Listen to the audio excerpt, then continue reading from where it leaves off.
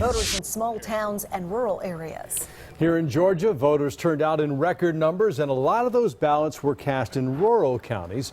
In Upson County, residents voted 2-1 for Donald Trump, mirroring the election returns seen in small towns across the country. For our community, I think that we see a future. We heard the things that we wanted to hear again. He knows that we're hurting, and he's going to help us. He's going to create jobs. There's no jobs where we live. You have to go out of state to work. Now, the town of Thomaston was hit hard when the old textile and tire cord mills shut down more than a decade ago. Many Trump supporters told us today that they are encouraged by the president-elect's economic plan, which includes creating 25 million jobs over the next decade. Well, obviously not everyone is happy about last night's election. Right now in Atlanta, about 100 protesters have hit the streets. They're marching with signs displaying angry messages about Donald Trump. Fox 5's Denise Dillon has our story from downtown. Right now, this group of anti-Trump protesters is here outside Phillips Arena. Throughout the night, they have been chanting, "Not my president," and they have also been chanting, "Love Trump's hate." Now, they all started around 7 o'clock.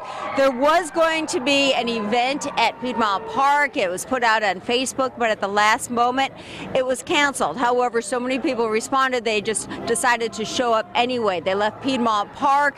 They marched down the street to the Fox Theater and then eventually made their way over to the CNN Center in Phillips Arena. For the last 20 to 30 minutes, they have just been circling Phillips Arena, staying on the roads and on the sidewalks.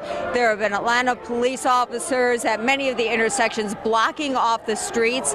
So far, it has been relatively calm despite the chants and the drums, but certainly no one causing any damage.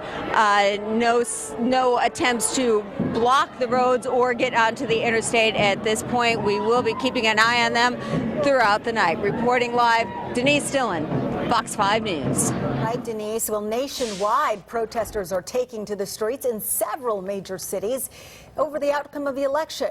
All right, let's take a live look. This is downtown Chicago tonight. Massive crowds have been filling the streets all night. They're demonstrating against the president-elect. Protests have been reported across the country, from students staging mass walkouts from school to demonstrators chanting outside Trump Tower.